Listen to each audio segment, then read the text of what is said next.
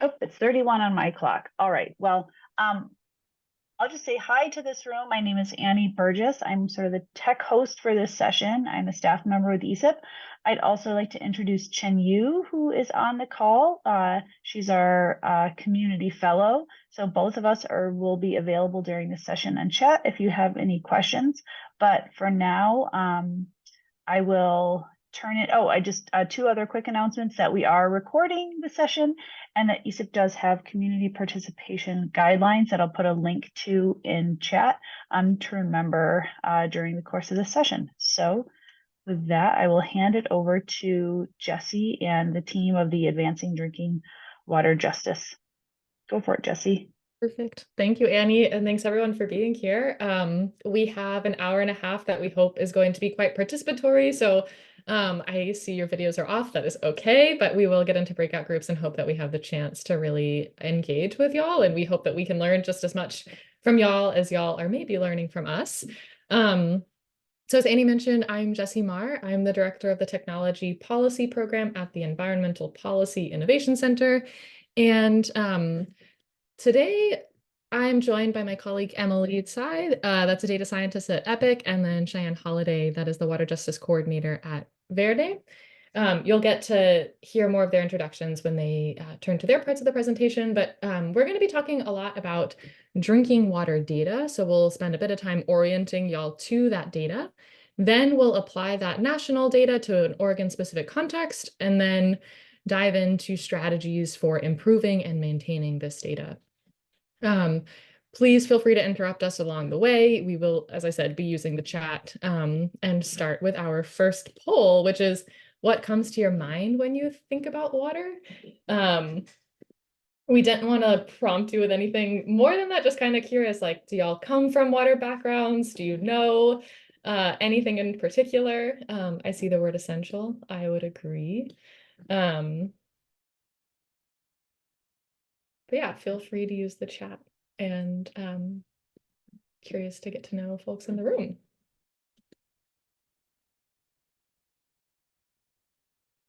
Nobody has anything to say about water? It is wet. Yeah, I grew up in Texas so for me, it was just like essential for swimming, and I was in the lakes and rivers all of the time. Yeah. And then the next question that we just wanted to quickly poll y'all on, and you can use the thumbs up, thumbs down reactions, or if you want to show your physical thumbs up and thumbs down, do you know where your drinking water comes from? I see only one person knows where their water comes from, which, yeah, kind of is also a very fair answer. And so the goal of this conversation that we're going to have today, and kind of my impetus in this conversation or doing this work, was that it should be very, very obvious to know who is responsible for my drinking water, where does it come from, not only in your house, but also where you drop your kids off at daycare, where they go to school, where you are on vacation, where you're at your parents' house. Like across the US, it should be very clear as to where your water comes from and is your water safe to drink or not. What will become evident in this talk and presentation is that that data does not exist for water, but we have the information for electrical grids and electrical utilities. We know where hazardous waste sites are. We know all the roads and secondary roads and sometimes dirt roads across the US, and the expansive network of our park system. But we do not have a national view of where we get our drinking water from. And so I'm going to talk you through kind of the journey of how we aim to solve that part of that within EPIC, and then why we're now in a phase of working with community partners to build this data out more concretely. So when we started this work in 2021, there was a seminal paper that came out by Yolanda McDonald's Drinking Water Justice Lab at Vanderbilt University that showed only 11 states have publicly accessible data of drinking water utility service area boundaries, which is a very big mouthful, but it's basically just you have a water utility that provides water to a home. Where they serve is their service area boundary. So that's where we started. And all of the gray on the map was like, there is no known information about where water comes from in those states. Purple here is the state has a private data set. And then green means that they have a publicly accessible database that is likely maintained. And then orange means like maybe they have something, but it's really poor quality. So we set out to say, how can we fill in that data so that we have at least a national approximation of where we get our drinking water from? And in 6 months' time, we worked with the Internet of Water and a group called Simple Labs to build out we found more state data sets, which was awesome. And we built out an approximation of all of the rest of the 50,000 community water systems that serve people drinking water across the US. I'm going to spend a little bit of time about talking how we technically did that for the folks on this call that have a little bit more of a technical background, but most of this talk is going to be focused on the people part of this answer. And so what we did here, and this tier system will kind of matter later, is basically said, in the places where we have explicit data that the state maintains, then let's use that. That's like the best available information. And then we had 2 subsequent tiers, which was there's a database with the names of all the systems and the facilities where they treat their water, and that often has a point or an address. So where we have that point and where the name matches, then we're going to match that to the Tiger boundaries. And there was another paper that came out that said 80% of the time that's right. Like it's just the municipal boundary is where that community water system serves. So if we could match the place and the name, then that's tier 2 because it's a roughly good approximation. And then sometimes for the very lowest quality, we could not match the names. And so we just created a radius around that point and said, we think it's about this big because that's how many people that they serve. So that point or the radius around that grows bigger or smaller based on how many people they serve. So that was our 3-tiered approximation. And the thing that we put in this people answer of it, we spent that 6 months talking to over 150 different stakeholders across the US, inside of government, outside of government, saying, do you have this data? Or would you benefit from this data? Why do you need this data? And we're able to work with people that had very strong data science backgrounds and folks that really needed to know this information to start to build out how can we both gather and present the data in the most accessible format. And so once we did that initial approximation, we then started to say, okay, we know that if you remember, there's a couple states that have private data sets. And we know that the really large systems that are in states that don't maintain that data probably have it. They just don't have a place that they're putting it on the internet that we can add it to this overall national boundary. So then we went into phase 2 of this work, which was a lot of, I think I say just a lot of emailing, frankly. It's not that sexy, but just a lot of outreach and emails to say, how can we get the states where we know they have the data and share that publicly. So we're able to get 4 more states that way and kind of guided them through the process of what is actually secure information and there is sensitivity around it versus this information, which should be public knowledge, because it's not the pipes, it's not the facilities, it's just where do you give drinking water to? So we got 4 additional states through FOIAs. And then, as I said, we did outreach to the water systems that served more than 100,000 people. And we were able to add a couple more, I think it was 4 million more people covered by community water systems, so that in 2023, we now have 17 state data sets, and then are doing a lot more on the outreach and engagement side of things to build out this information in all of these other orange states. But at a baseline, we have a really high quality understanding of where more than half of US population gets their drinking water from.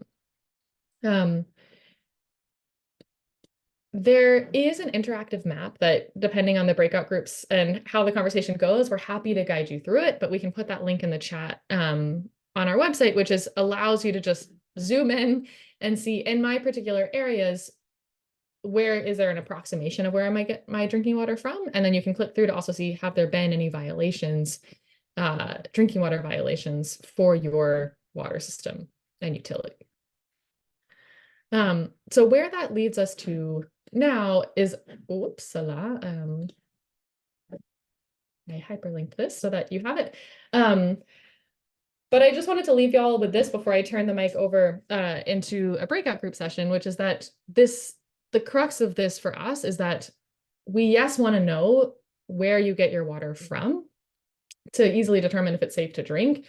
But in those conversations that we had, this data is also really useful for emergency response and resilience plans. And most of the states, especially out west, that were developing this data, did it because they're like, we need to know, how is our population growing relative to how much we have in our source water areas, or where we get our water supply from.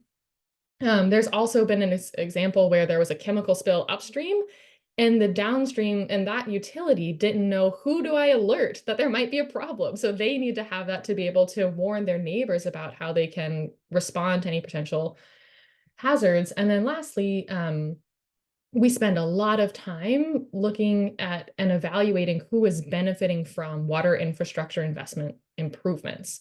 And in order to say this community benefited from these dollars, you need to know, what is that boundary of who was served, and then what is the characterization of that community.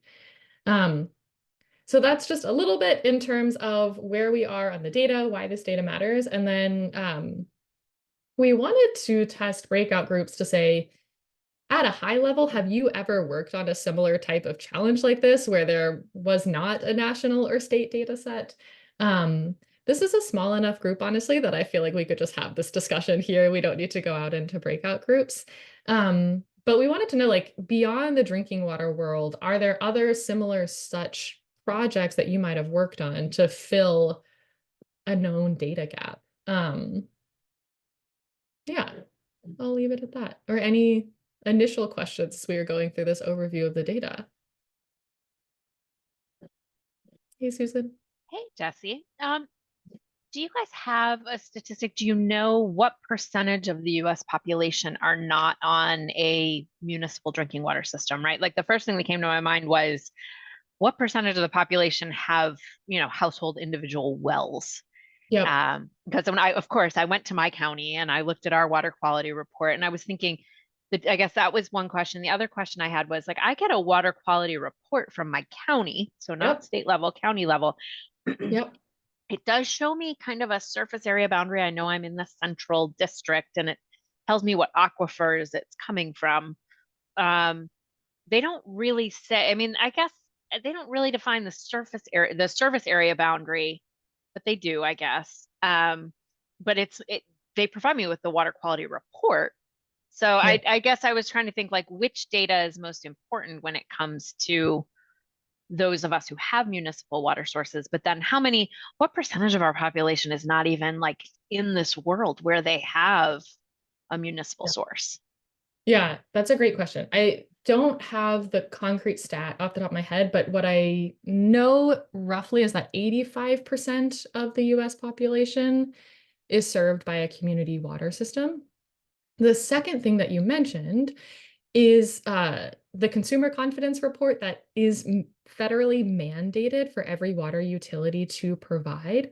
And that was actually the first project that I worked on at Epic, was like, how do we make these community, like the consumer confidence reports, more accessible and understandable to the people that are receiving them, because it is a lot of jargon. And so we know that the water utilities themselves have an understanding of who they serve, and it's just a matter of, what is the value in putting this in a state or a national data set? So the water utility might not themselves have immediate value, but as I mentioned, the neighboring water systems matter. It matters for consolidation and regionalization. And I know that in all of my life as a renter, I've not actually been the one to receive the CCRs. And that, again, if you're going somewhere in an Airbnb, you're not going to receive the CCR. So like there's people that the CCRs definitely serve as, and that should be the first line of defense in terms of like my local person providing the information as to whether or not I get my drinking, if my drinking water is safe. But there's a number of use cases where that unfortunately doesn't fully answer the questions or serve everyone. I see, Leslie, you have your hand up. Thank you. Hello. Hi, Jesse, and hi, others. This is a response to your call for general questions. So I'm from the US Geological Survey, and we have a very large portion of the USGS dealing with water and national water issues. And now I'm getting nervous because I see some other USGS people on this call, and I'm going to ask a question that maybe I should know, but when you were doing this study, was there any information that you expected to find from the USGS as a national source of water data that you didn't find there? Well, yeah, that's the question. I don't know the folks, the USGS folks that are on this call, but and this might take us in a different direction. But unfortunately, we were primarily working with the EPA throughout the duration of this work. And then we found out about a year into the project that there were people at USGS that were also working on a very similar endeavor, which was great, but they had been doing that 3 years without talking to anyone, on their own, 6 people in a unit doing their thing, which happens all of the time in federal agencies and state agencies and locals. Like that's just a fact of how people typically operate. But what we learned was that what they were focused on was primarily understanding. So this gets a little bit complicated, but as I mentioned, there's roughly 50,000 community water systems that serve water to homes. There's another level above that, which is what's often known as the utility. That utility might own many different water systems or might be providing water to many different water systems or selling water to other water systems. And so the USGS effort was primarily looking at how can we link the water supply to all of the people that are distributing water to anyone else. And so more on the like supply side of things rather than the distribution to customers and like households aspect. So that the way that they were grouping and sorting that information is super useful, and you want these two systems to speak to one another. And so we actually have a workshop happening on February 12th, if anyone from USGS wants to join, with the USGS colleagues and EPA colleagues that are working on these two different efforts and about 50 other people, to say we're all tackling this in a little bit different ways, but we don't want to confuse folks in terms of when and how to use which data sets and how they can still speak to one another. Yeah. Okay, great. I was genuinely curious because I wasn't sure, but it's great that connection was made, and I learn every day something else about USGS data. Thank you. Yes. Yeah. I have a follow-up on that, I guess, Jesse. For that kind of a workshop, I'm just really curious if you feel that that you need kind of a talking session sort of workshop before you jump into the technical, or do you see this as like, there's a technical solution. You could keep doing things that you've been doing USGS, and we can keep doing it our way as long as there are like crosswalks essentially, or APIs, that if it's just like, what are the ways that we can each accomplish our missions in this water space, but at a technical level, we can create ways to interoperate and access each other's information. So I'm wondering, like, are the steps that you're taking more in the like listening side, or are they on the technical side too? I would say we're still more, and again, anyone from USGS that wants to chime in, like, I don't mean this in a critical way at all, but I really think we're still at the talking phase of like, what were the initial purposes for this? Why do they need to be speaking to one another? How can they be speaking to one another? Are they totally distinct efforts? And then it really gets to like, how do we structure the data in a way such that they're even able to speak to one another? And that the workshop itself, at least, like we've had several independent conversations with folks and one facilitated conversation before we're bringing everyone together in this larger, like, now let's really put our heads together of how we can collaborate workshop that we're having in February. But I still feel like we're at the stage where there's just a coalition building and like recognizing, hey, we're all working towards this common goal. It makes sense to collaborate, and here are some of the facets of why this collaboration matters and what are the pillars of the data challenges. Like the USGS data might be more accurate in some instances, and our data might be more accurate in some instances. And what happens if you're updating your data? Is that going to update on our end? But because the data is fundamentally structured differently right now, they can't speak to one another. But I think that the technical side will be often faster to solve and easier to solve once we decide, like, yeah, we should be doing this together. Yeah. Thank you for clarifying that. Yeah. Yeah, again, at Epic, we spend a lot of time thinking about how can federal agencies collaborate? How do you share information between different parties? Because it's really tricky. And it was like both a very pleasant and unpleasant surprise to have been like working on this for a year, being like, you already did this. Great. But yeah, it's just the reality. It's a big country. But just looking at time, we'll have a chance, keep these these questions in mind. Really, really welcome any other examples of parallel projects that we could learn from. But I'm gonna move us to, I will pass the mic to Cheyenne. Thank you, Jesse. Hello, my name is Cheyenne Holiday. I am actually the advocacy manager at Verde. I forget that my title has changed recently. But with all of this in mind and the data in mind, we're going to dive into Oregon and the people experience of this.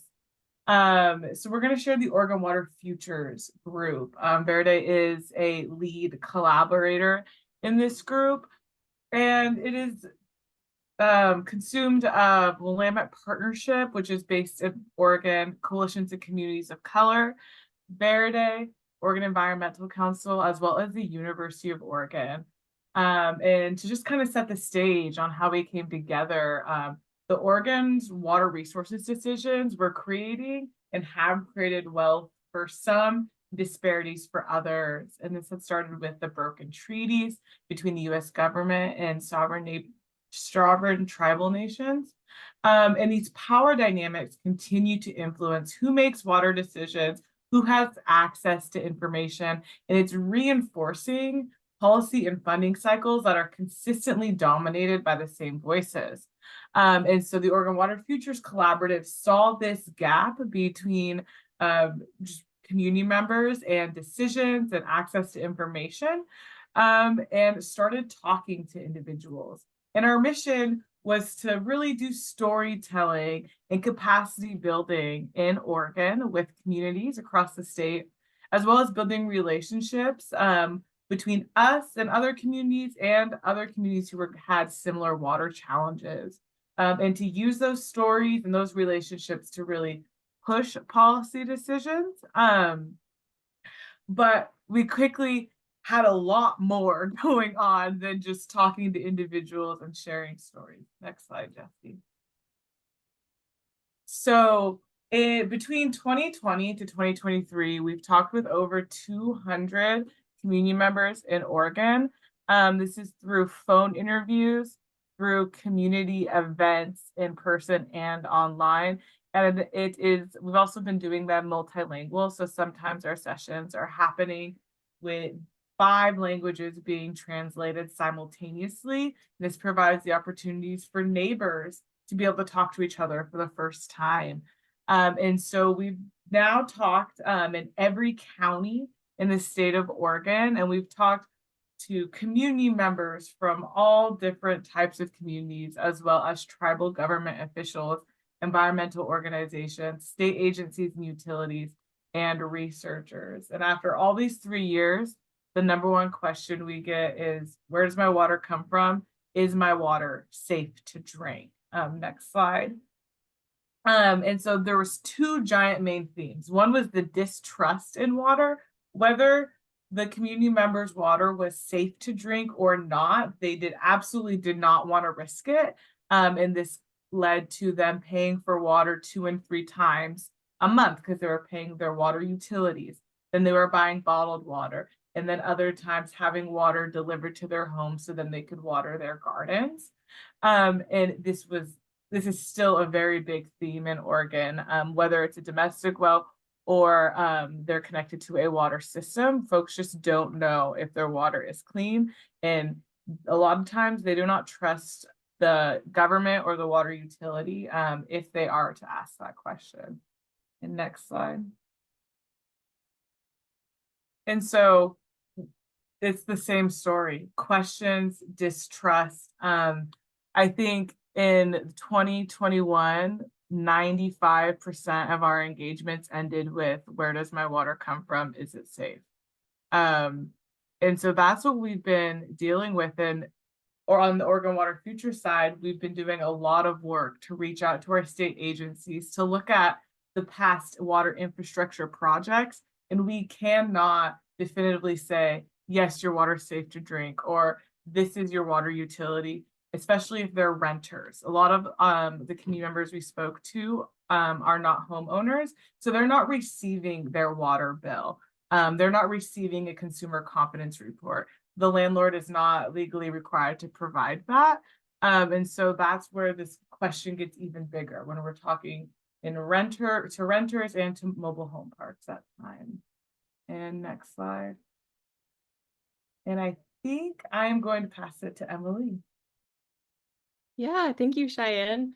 I'm Emily. I'm a data scientist at the Environmental Policy Innovation Center with Jesse, and today we'll be taking a deeper dive together into communities that are impacted by unsafe drinking water in Oregon. So kind of building off the stage that Cheyenne beautifully set.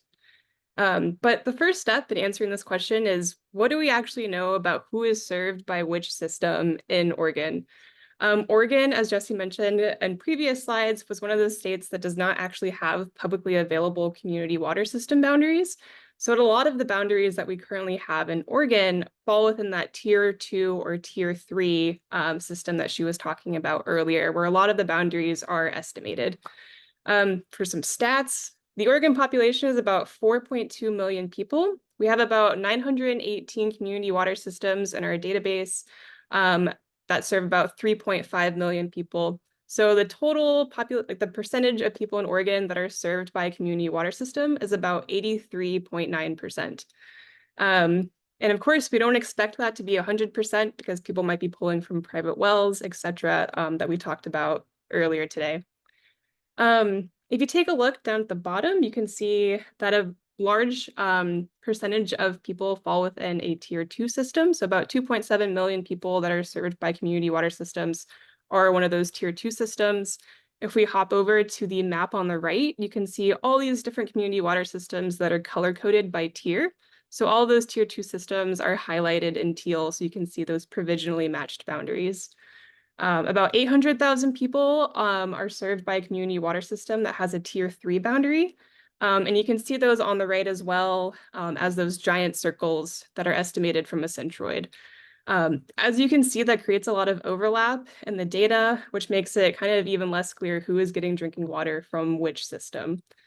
And this inaccurate data is then added to different databases and incorporated into analyses that influence the design and implementation of water policies and programs.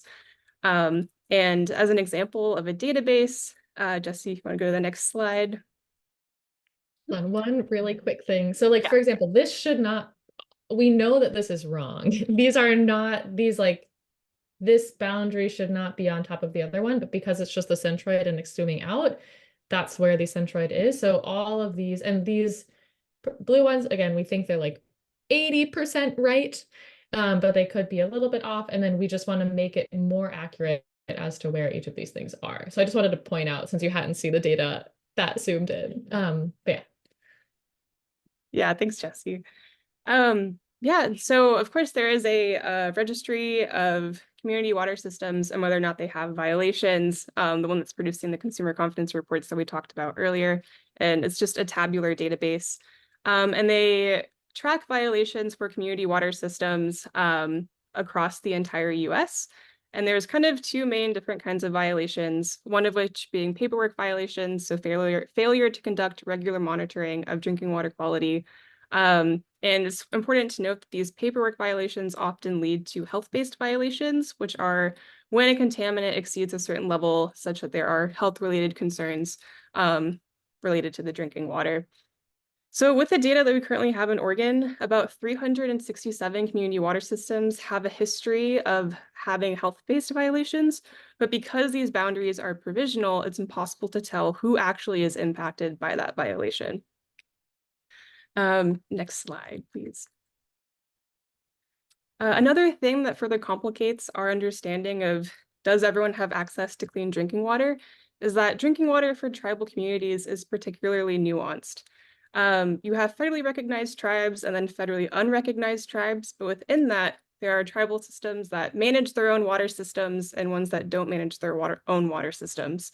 Ones that don't manage their water systems could be hauling water or pulling water from wells or pulling water from a nearby system that would be regulated by the state.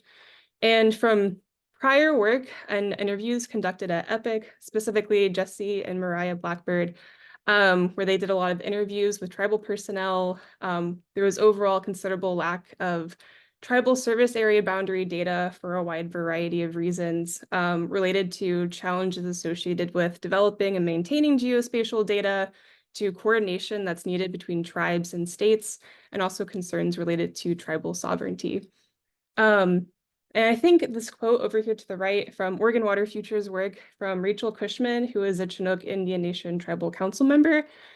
She says, it's important to note that the map for Indian tribes is not stagnant. It has changed and will continue to change. I think that just beautifully captures just how complex this sort of data space is. Sometimes the data will show that a certain water system serves a tribe, but through talking with them, you find out that they don't actually receive water from that system. So it's important to have interviews and talk with these communities to like better tease apart which quadrant they fall into and whether or not they have access to clean drinking water. On top of that, there are two different databases that exist. The EPA and Indian Health Services, so IHS, manage two different water databases. So there is an incomplete picture and scatter of data between two different databases, and we really need a consultation process to merge data within these two systems to gather a more complete picture of tribal access to drinking water and the associated quality of that water. Great, next slide, please. So if we take a step back and look at all of Oregon, on the right, you're seeing a map where the community water system boundaries are colored by percent person of color. And then also we have tribal boundaries as Black polygons. There are about 5 federally recognized tribes in Oregon, and there are several tribal communities that are not federally recognized, and that's a number that we're still trying to track down. There's about 4 tribal water systems and potentially 5 non-tribal water systems that are serving tribes. But once again, from that previous slide, all of those data are very preliminary, and we're working on trying to better understand that space. And also, if we take a step back and look at the entirety of Oregon, we also find that data quality is poor, not only for tribal communities, but also for minority communities as well. So out of 918 community water systems in Oregon, there are 641 that serve less than 500 people. So there's quite a few that are in really rural areas. 16 that serve communities where greater than 10% are American Indian or Alaskan Native people. 8 that serve communities where greater than 50% are a person of color. And I said a lot of things and there were a lot of slides, but the main takeaway that I want you to come away with is data quality is poor, not just for tribes, but also for minority communities overall. And if we want to use this data to advance drinking water justice and make sure that everyone has access to clean drinking water, we really need to get this data right. And we'll talk more after this in our next breakout group about how the work with Oregon Water Futures and EPIC and how we are partnering to get this data more right. But I will then lead us into our next breakout group where we will be discussing how y'all have, next slide, Jesse, if you want, or you can also cue this up as well if you would like. No, all you. Okay, yeah. The prompts for this breakout group is how do you address differences in data quality and accuracy? And also, how do you do community engagement with data, whether you have it or not? So I'll open the floor, and Jesse, feel free to add anything if you would like. Yeah, I would just say welcome any questions on what either Cheyenne or Emily presented on. And happy to talk through anything related to these prompts.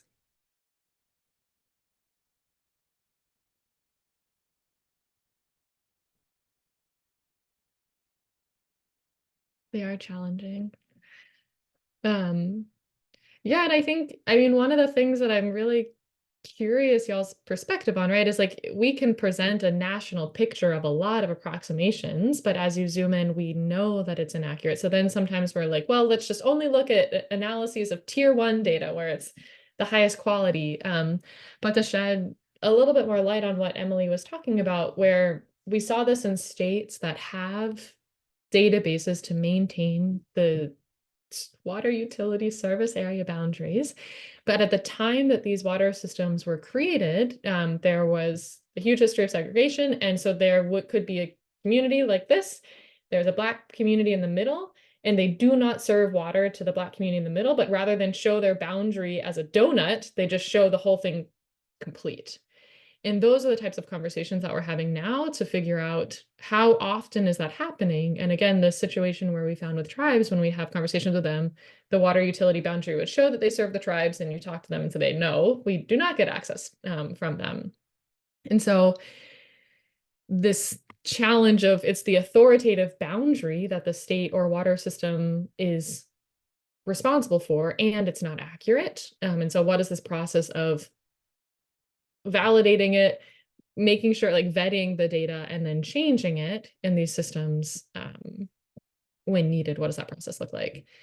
And then I see a question from Steve. When is it that even though the data are known to have quality issues, they are still good enough to make progress and possibly set tentative priorities? Yeah, I think that's spot on. And that's the way that we've been approaching it to date has just been like tier 1 and tier 2 is good enough. That's a roughly 80% likelihood that it's accurate. And then you can still start to do the analyses in terms of which communities don't have access to safe drinking water, where's the investments in infrastructure going, and then the ones more on the water supply planning side of things, drought resilience, chemical spills, like that's not good enough. And then tier 3, we know just across the board, I would not use that for any decision making of any kind.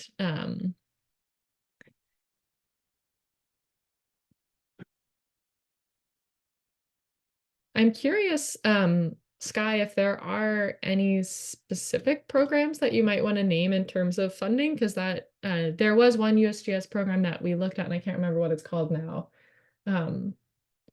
But we know that they have funded. There was a USGS program that did fund the development of the data in North Carolina and in New Mexico. And so we did have a push of kind of helping states apply for that funding. And last year they missed the deadline, but we were thinking about, and I want to remember what the name of that is, but yeah, we have been pushing states towards that funding source when available so that they can lead their own processes of developing the data and maintaining their systems. Yeah, I mean, most of those that I'm familiar with have been defunct now for quite a long time, and they, we tried to develop standards, first, in a lot of those cases, we tried to impose standards and saying, okay, well, this is what the data need to look like, so let's work with you to get the data in the format that we need. Then we worked at co-developing standards where we said, hey, let's all get together and work on what these should look like, so it's in everybody's best interest to be part of that. Those also kind of all died under their own weight. I mean, the biggest areas where, we're successful in that is, really with our stream gauging network and the water network as a whole, where, it really is a mutual program where everybody is benefiting, everybody is owning, everybody's contributing in terms of the states, to that. The big areas where we've kind of found the limits are particularly in ecosystem related data, fisheries data, game animal data, migratory corridors, a lot of those kinds of things that we've tried to tackle, usually with state DNRs and equivalent agencies. But again, it's only worked when we figured out a way that it's in everybody's critical path and everybody's funding, everybody's owning it, and we're actually building a data system together. Otherwise, it's just a lot of work, and you have to keep track of all the weird changes and stuff that goes on in everybody's particular system. And we've done that fairly well, where we've had enough incentive to put the money into it. Developing oil and gas footprints all across the West, where we need to use that in live analysis. Developing, the wind farm database has been, fairly good, but it's a big investment on our part to keep up with, everything that changes around all of the time with everybody who's participating. Yeah, and I'm curious, I mean, I think the thing that we're grappling with, right, is like, what is the system architecture and who's hosting the data? If it is produced at the water utility scale, shared to the state system, and then there's a national database on top of that. And when the data changes at any number of those scales, how does it automatically update all of the other systems where it is impacted? And I guess an example is, right, whenever we have this national database and then we validate something at the local water utility system level, and they are in a state that doesn't have their own database, then it just goes to the national system. But if they had a state database, then it should also go there. And so is it that we're asking federal EPA and the systems that they maintain to add that functionality to their overarching database so that they're the ones holding and hosting that, so that states then contribute data directly, or water utilities contribute that data directly as well?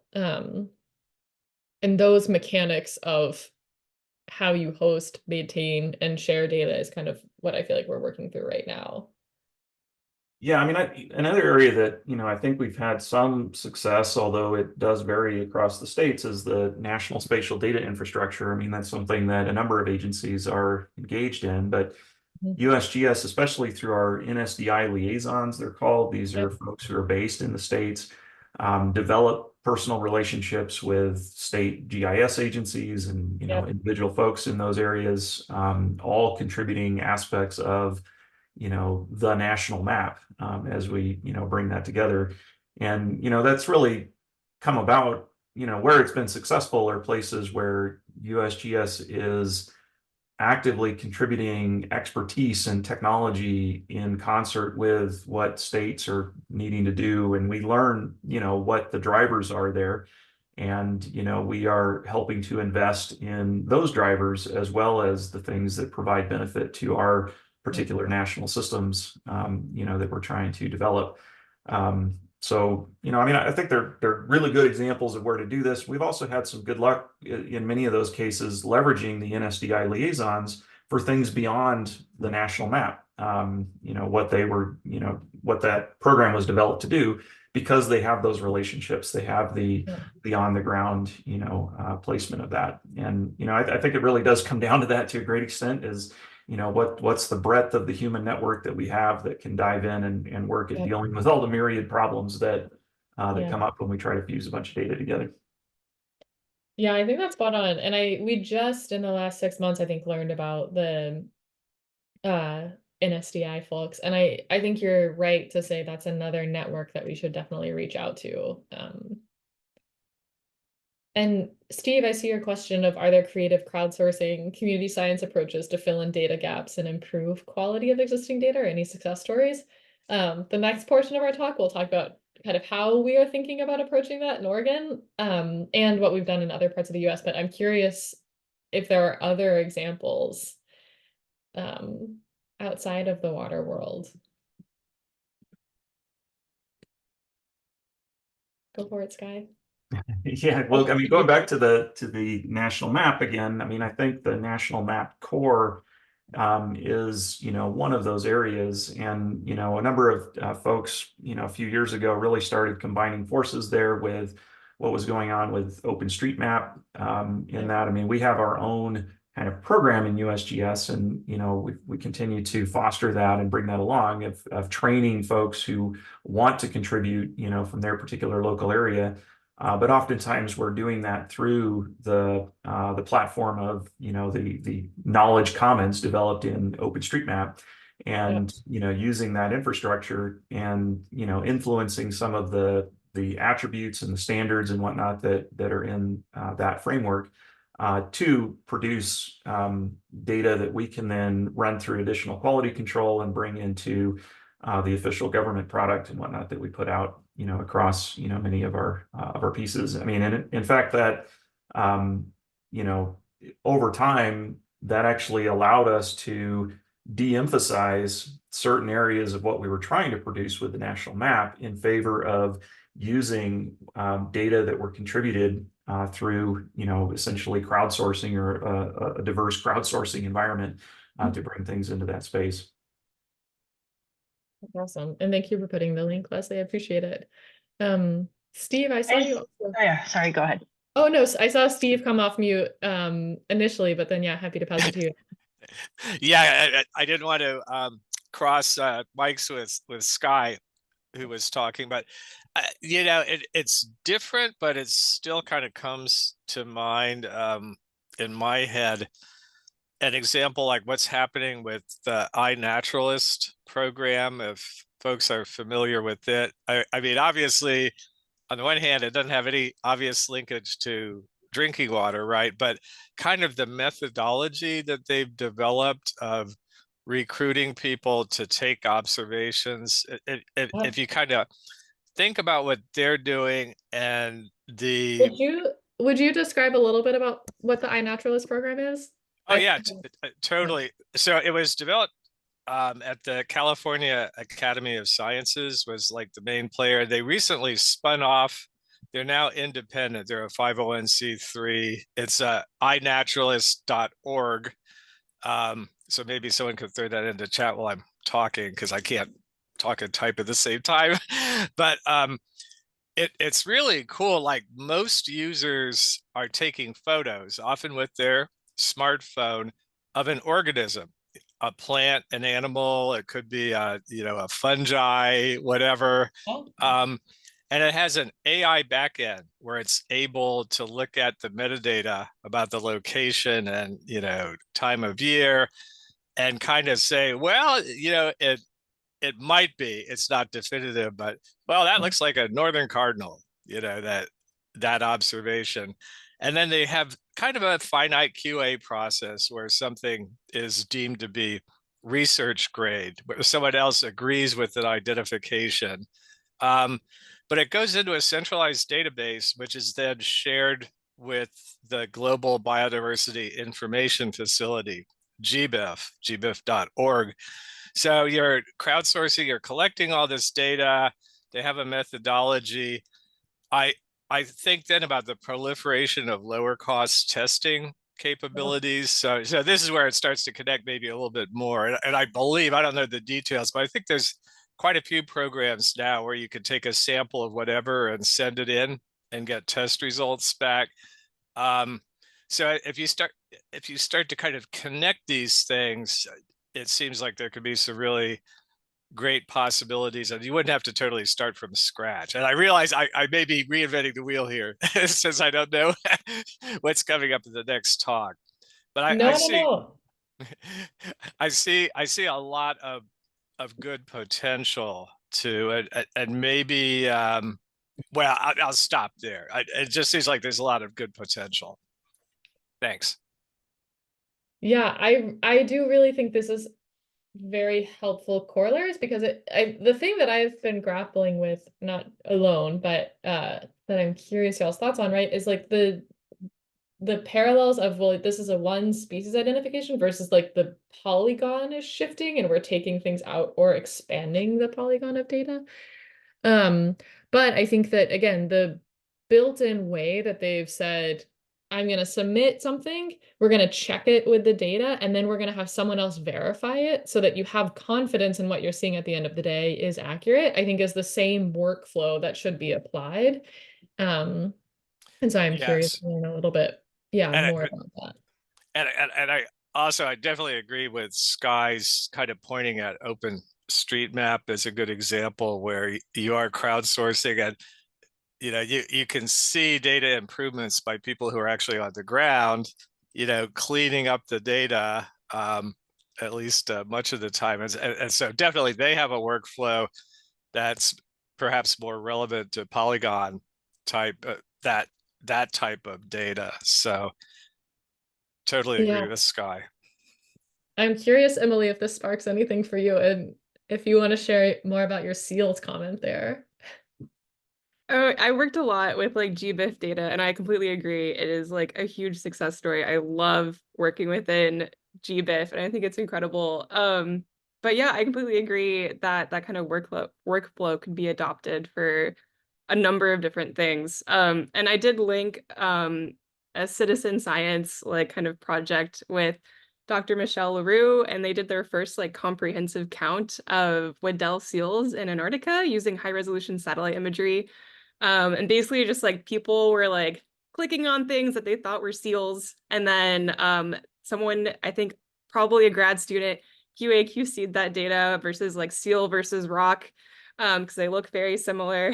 And they had a first like not comprehensive, but a first like actual estimate of how many Weddell seals there might be within Antarctica. And that's a place that's like difficult to access. It's really hard to get there and actually get an accurate number of the number of seals that exist in a planet that's like cold and hard to get to. So I think that's an example of another success story where like you can kind of make it fun because like seals are like cute and cuddly and people like looking at them. So I think that's another example of a really great way to combine like, engage the community and citizens in scientific research. But yeah, I could talk about GBIF for hours, but I love it as well. That's awesome. I did not know that this existed. So happy to know that you have that link there. Jesse, I had one just comment following up. Yeah. I think the OpenStreetMap one is good. And I also just appreciate the challenge here that relating to when you said quality and accuracy, when we're talking about kind of like the point line and polygon versions of accuracy compared to like that if you're talking about essentially a boundary and how you talk about quality and accuracy of that compared to, let's say, your forecasting stream flow, and you could put some bounds on that related to the quality and accuracy of those data. And some people think, oh, okay, well, there's a, or error maybe of data. But when you're talking about, I think, a boundary, and just thinking about how OpenStreetMap would have these, people all coming together and changing things or making them more accurate, that even just the language that's used related to the accuracy of boundaries and physical spaces, I think people feel differently about and require and would feel or would want a different level of accuracy for that because it feels very personal related to maybe they're a little bit more used to saying, oh, well, I expect a certain range of error in relation to data. So I just think it's a interesting semantic challenge in terms of how you talk about those things. And I appreciate the challenge essentially. Yeah, and I think one of the things I wish that I created for this was kind of this matrix of what level of decision making are you okay with what level of inaccuracy, right? So like if you're just looking at a general overview of how many people get water from a community water system across the US, or generally how much money went towards these types of communities, or if you're like, no, I need to know my water is safe to drink because I get water from this particular utility, then there's no room for inaccuracies. And so just as you scale up or down that channel or like that chain, you have different implications for the quality and accuracy. And I think the other one is just, again, if it's authoritative data and accurate data. So it might be saying that this is the case, but is that right? And then how do you grapple with that when it's not right? I see, Sky, you have your hand up. Yeah, thanks. And sorry for not going on camera, but I, did not take a shower this morning. And so I just decided to do that to you all. Hey, another useful kind of paradigm to think about and a platform to think about maybe in this too, along with OpenStreetMap, is the Wikidata platform. In particular, because of the model that is in the Wikibase graph and the Wikibase framework, that's basically saying, okay, this is an entity, and that entity has nothing more than a label and maybe labels in multiple languages and descriptions in multiple languages and maybe some aliases in multiple languages, but that's all it is until you start adding claims or statements to that entity in some way. And then each statement that's part of that graph has multiple references that can be associated with that and multiple qualifiers that can be associated with that claim in some way. And we're working with that a fair bit right now on the Wikibase platform, using a platform called Wikibase.cloud, which is something the folks at Wikimedia Deutschland are experimenting with to say, how can we let lots of different domains sort of have their own knowledge graph, but make that adjacent to the global knowledge commons of Wikidata, so that there's some sharing in between those. And we can have a space to kind of exercise our own knowledge and get it organized, but then tee it up and make it available for other people to scrutinize and say, okay, which parts of this do we need to take into this particular space? So this whole notion, though, of being able to say there is no real authoritative answer for anything. There's no authoritative answer for a claim. There is only something made with evidence or without evidence. And so you can't, you evaluate your information based on multiple competing claims about something. And we're doing that right now as a point of integration with kind of this spatiotemporal dynamic a lot of times, where we have multiple competing claims about the location of something from different data sets at different times. And that can come about through lots of different reasons. And what we need to do is clearinghouse all of that, bring it all together in one space, and then use query logic to decide and judgment to decide, well, what am I going to trust in what circumstances, for what reason, and to what extent can we capture the reasoning behind that, is another question. As we query a data set together, how can we capture that in some space? But I've been, fiddling a lot with, in both my personal time and professional time, with, what is this global knowledge commons that we're really trying to bring together between Wikidata and its connections to OpenStreetMap in particular, where everybody from all of these different cultures all over the world is trying to make sense of everything, throw it all together in one gigantic data framework of some kind. And there are tons of collisions that happen in that space. It's very messy because people's semantics are different. But at the same time, there's a structure there that I think can serve us well if it's utilized well, because we can allow all of that to mash up together in one place, and then decide, what are we going to trust and for what reasons, and how do we record that in some particular way. So I think there's an interesting thing to maybe look at there, and particularly in these areas where we're trying to develop or co-develop community data sets, essentially, to help people, make decisions about what they're doing and where they're going. I think looking toward using the global knowledge commons as a vehicle for that can be a powerful thing to look toward.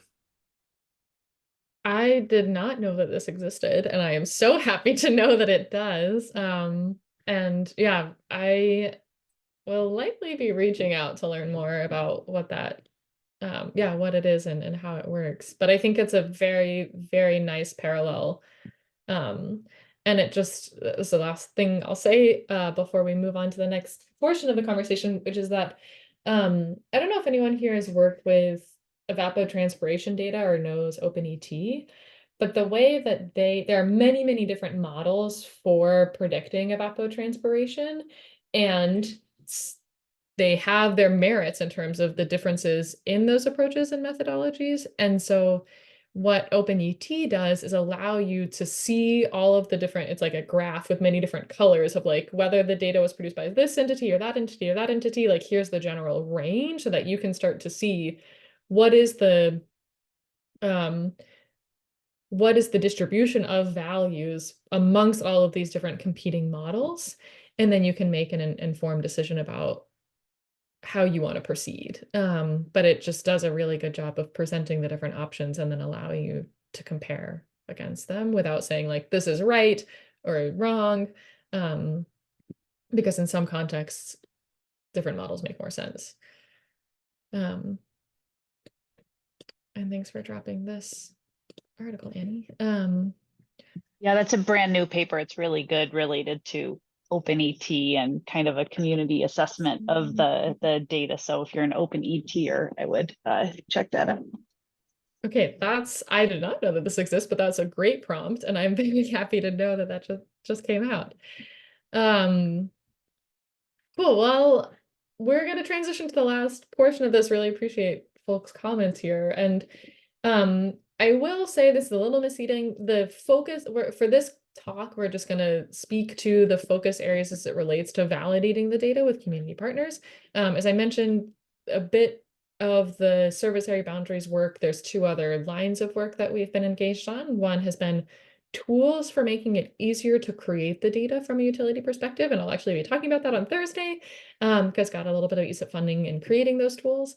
And then, as I mentioned, we do a lot of work and spend a lot of time and energy and workshops and facilitation between federal governments, states, tribal governments, and kind of how do we work across these ecosystems of government agencies. And then, as I mentioned today, kind of what we wanted to spend the last part of this conversation on was the methods for validating and using this data with community partners. And so what we have kind of 6 steps that we wanted to walk y'all through. The first is what we were talking about before, just where to focus. So as we are saying across Oregon, what are the number of water systems that we know we don't have high quality data for, and what are the populations that we want to make sure that we definitely get the data right for? And then that can create the short list of where we want to spend time honing in, having conversations, and doing deeper dives.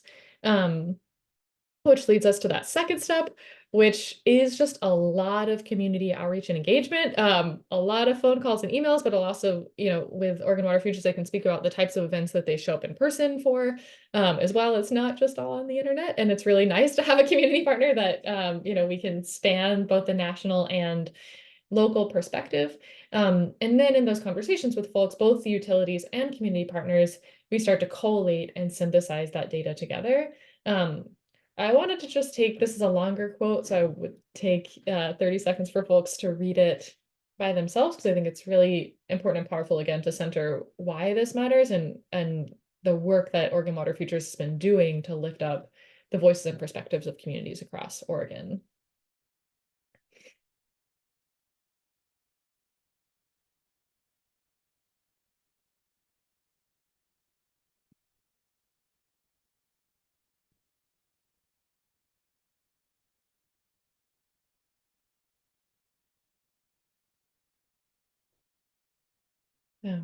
Again, we have a few more of these quotes throughout, but Jesse, yeah, go ahead, I Cheyenne. was just gonna uplift this quote and a little bit of background. This is Tomas Bartolo. He lived in Salem, Oregon, which is the capital. And in 2018, there was a harmful algae bloom. And for a lot of the communities of color in the area, or non-English speaking communities and like neighborhoods in Salem, they did not know if they were impacted by the harmful algae bloom. And the state agency actually went out of office and did not alert folks until the next Monday.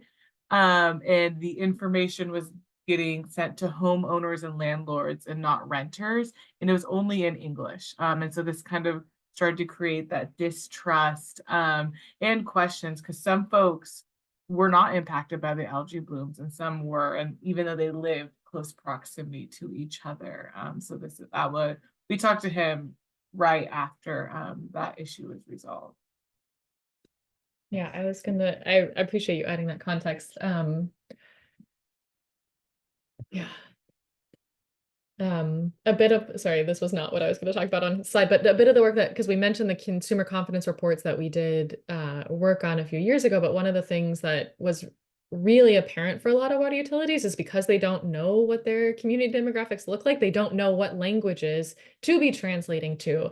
And so spending a little bit of time of thinking about how do you educate the water utilities as well so they can provide information in a format that's accessible, just both the language that's being spoken, but also we keep trying to get them at like the 7th and 8th grade reading level, because whether it's in English and you're a native English speaker, some of the jargon that they use to describe the situation is technically sound, but very hard to make sense of. And so, yeah, just trying to say, what is the easiest possible way to communicate? Can I drink my water? Am I impacted or not? That's all. And then you can add much more detail for folks that want to go into it. And then the last 3 steps here was, we've talked a bit about this, but once we have that data collated in one place, we publish it to a national map. And then one of the things that we're building out with the Oregon Water Futures folks is just a specific Oregon map of that data as well. And then again, using that tiered system to say this was validated by the community member, we know this is right, or this is something that we're still looking to investigate further in. And then the last 2 pieces, I might actually turn the mic over to Cheyenne because, or maybe Cheyenne and Emily, if y'all wanted to speak to this, but after we've been collating that data, then we're going to do the further data analysis to sharpen the numbers that we saw earlier with Emily, and then turn that into advocacy work and action for communities. Anything Emily or Cheyenne y'all want to add to that? I can share. One of the reasons why we're interested in this information is how water infrastructure projects are prioritized and funded in Oregon. The prioritization is a little unclear and it's something else we're diving into, but with things like Justice 40, we really want to understand who is being served by what water system and what water systems are considered disadvantaged. Right now, we have a lot of water systems who are not even applying for water infrastructure projects, and community members who may or may not be served by that water system they fully think that their water is unsafe to drink, will absolutely not use it, even report falling ill or their skin being uncomfortable after using that water. And so this will really help us prioritize where advocacy and capacity for a water system in a community to apply for water infrastructure projects is needed. Yeah. One of the other things that we know is happening is that in Oregon, the Oregon Department of Environmental Quality is in the process of starting to create their own database and seeing what does it take for a state to maintain and do this. And one of the things that they took the choice at the beginning was say it's going to be private, because then they don't have to go through the process of educating folks. They thought that it was just going to be too hard of a battle to try to make it all publicly available. So like, let's just start on the private track and then maybe we'll make it public. And so we'll also be spending a bit of time just communicating about the value of this being publicly accessible and transparent from the start.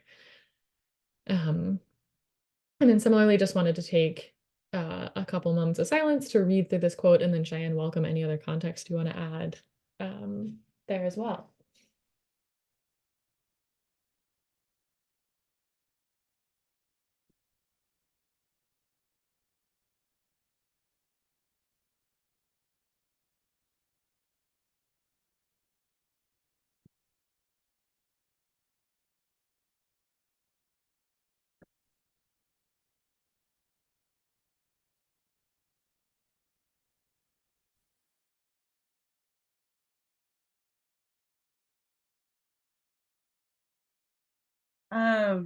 Not a whole lot of context to this photo besides Jay Raj is just an incredible human being, and everything he says we could probably put on a quote with a photo. But what I will share when thinking about community engagement on data, and some of the work that we do, we've worked with a few of our state agencies to try to understand if somebody's water or a whole neighborhood of water, if it's safe to drink or not.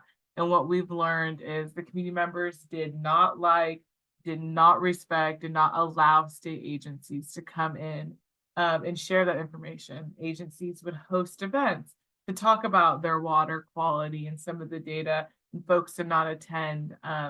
When the Oregon Health Authority just showed up and started knocking on people's doors, they did not want agency or government staff in their homes. And so what we learned was partnering with local community-based organizations was actually a more successful way into kind of sharing that data, and also doing some community science data where we went in and we tested their water with them, and we walked them through how we were doing it, what was being tested, why it was being tested. And then the other thing we ran into was, what if the data shows that their water is not able to drink, or that their water is unsafe? And in the past, community members had reported agency telling them, hey, you have nitrates in your water, I can't drink it, and then bye, with no support or resources, maybe a phone call or a number to call. And so really being able to provide resources and support for folks when they do get information that their water is unsafe.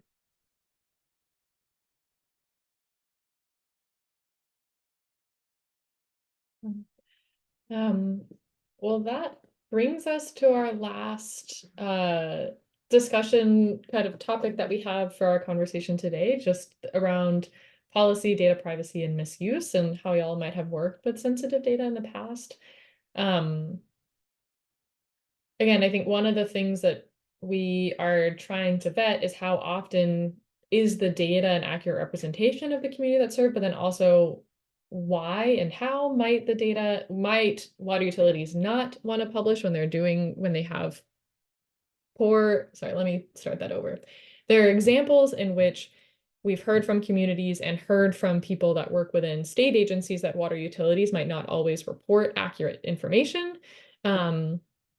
And what that process of trust building looks like with communities when they have been lied to in the past, and then maybe it actually is safe to drink, and you need a lot of time and energy to invest to making sure that they trust that information and that it is safe.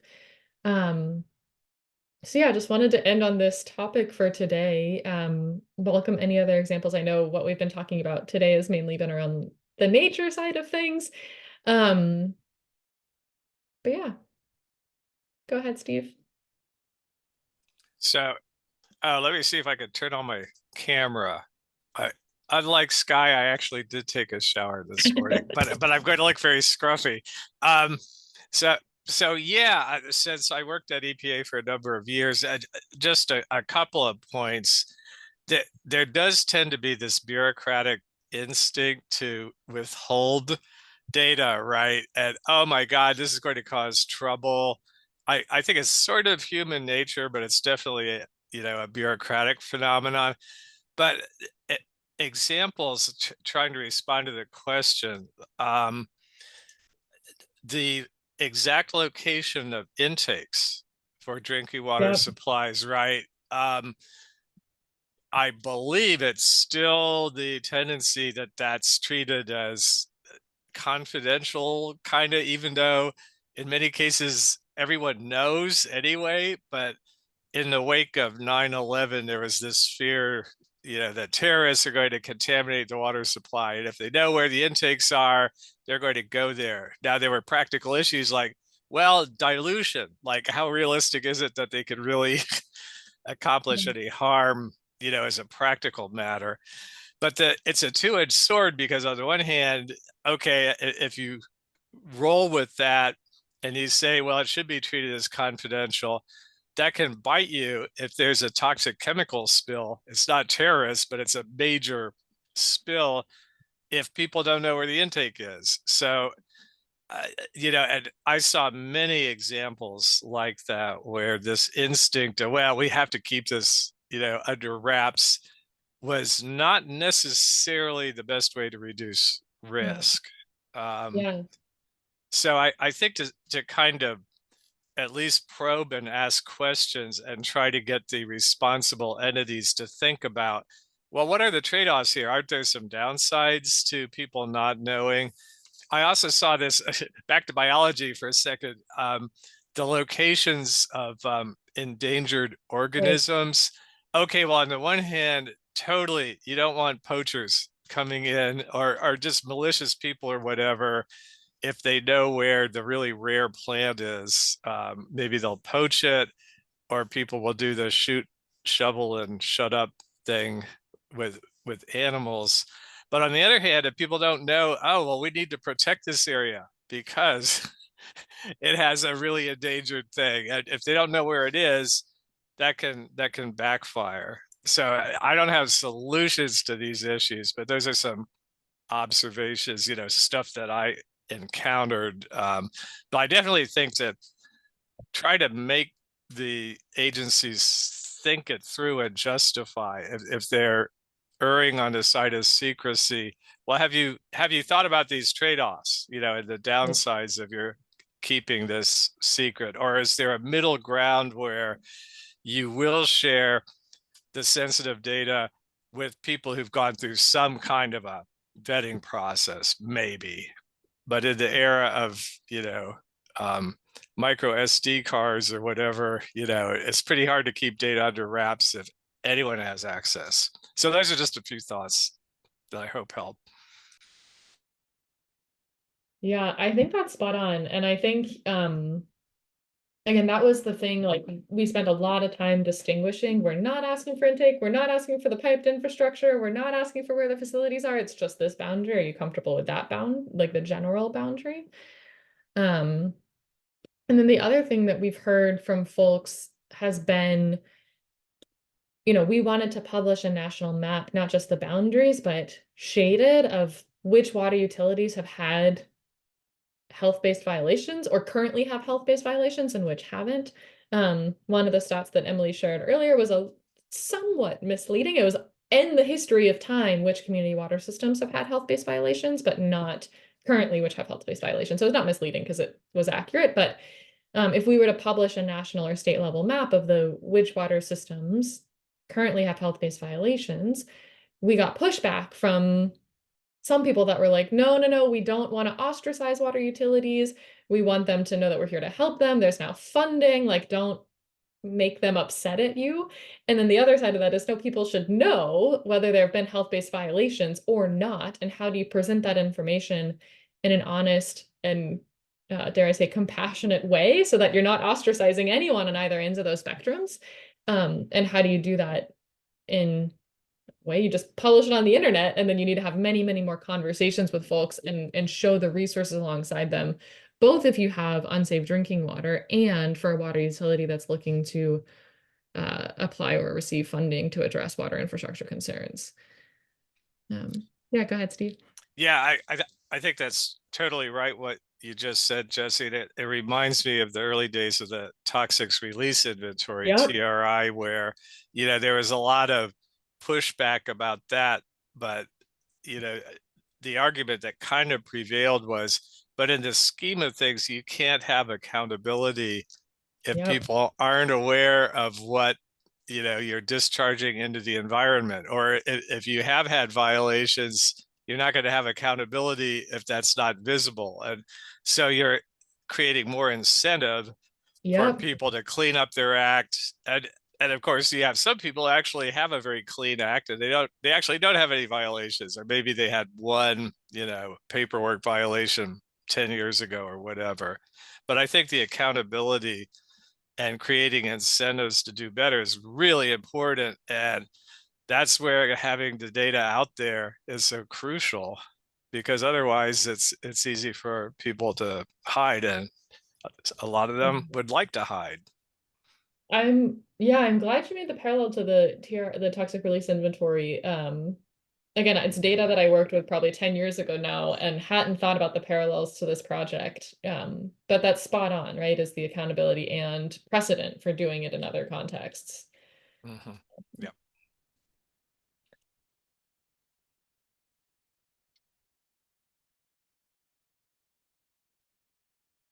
Anything else that folks want to bring up?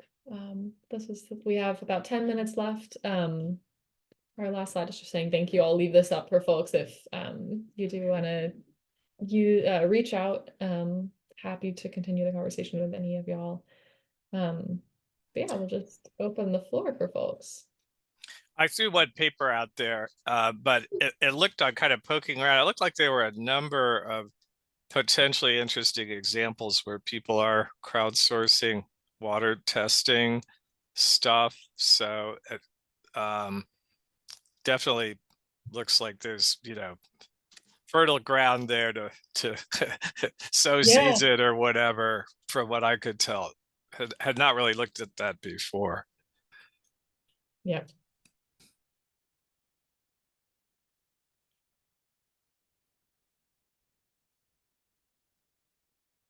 Emily or Cheyenne, anything else on y'all's end?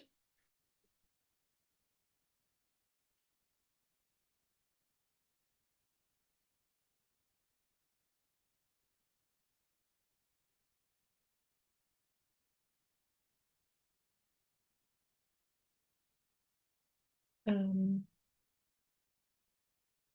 just putting another link in the chat for folks. Awesome. Well, appreciate y'all joining today's session and for the really great discussion. Really appreciate y'all's insights and perspectives. Yeah, Annie, anything on your end to wrap it up? Yes, I'm going to add a prompt to the chat and invite everyone to the coffee hour here. So coffee break will be in at 3:15, so there is time for sort of a break. But later, this is 3:15 Eastern. And just reading, it says, let's build on our conversation from this morning's plenary and board discussion and explore how this year's annual theme shows up in our ESIP community. So I think also some follow on from this conversation related to data ethics and sharing. And so just hopefully everyone can join that coffee break. And other than that, I will say thanks everyone so much for this discussion and your participation, and we'll see you during the rest of the meeting. So thanks everyone. Thanks. Thank you. You bet. Great job, organizers.